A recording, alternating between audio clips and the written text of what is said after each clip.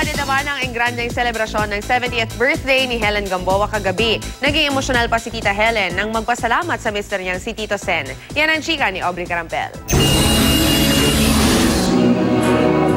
Espesyal ang naging pagdiriwang ng 70th birthday ni Helen Gamboa kagabi.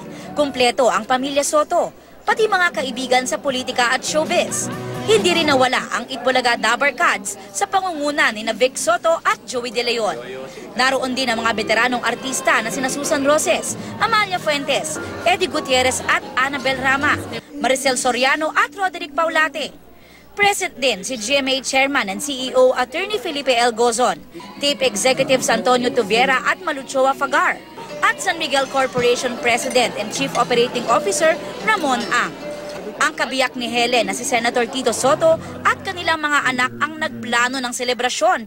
Is maparating ko sa kanya na lubos ang pasasalamat ko for having a family and a wife like her. Kabilang sa mga nag-perform ang bunsong anak nilang si Shara.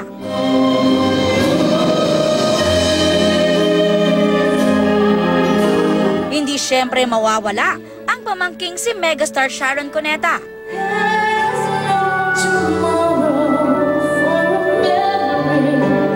Magpapahuli ba naman si Tito Sen na nag-ala boy band pa?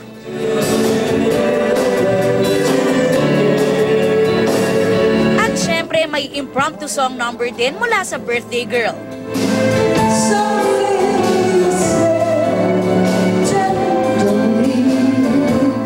Naman ang mga luha ni Shara at Sharon na nagbigay ng kanilang mensahe ng pasasalamat sa kanilang Mama Helen. So we're just thankful, Mama, you're 70 and beautiful and healthy. Everything I know in life, I learned from you. Sa unang pagkakataon din, ibinunyag na na-stroke ang veteranang aktres noong 1 taon. Hindi na rin napigilan ni Helen ang emosyon, lalo na nang magpasalamat sa mga dumalo at sa kanyang kabiyak. When I got sick, between life and death, I will never forget how my husband, Tito, took care of me. Aubrey Carampel, Nakatutok, 24 Oras.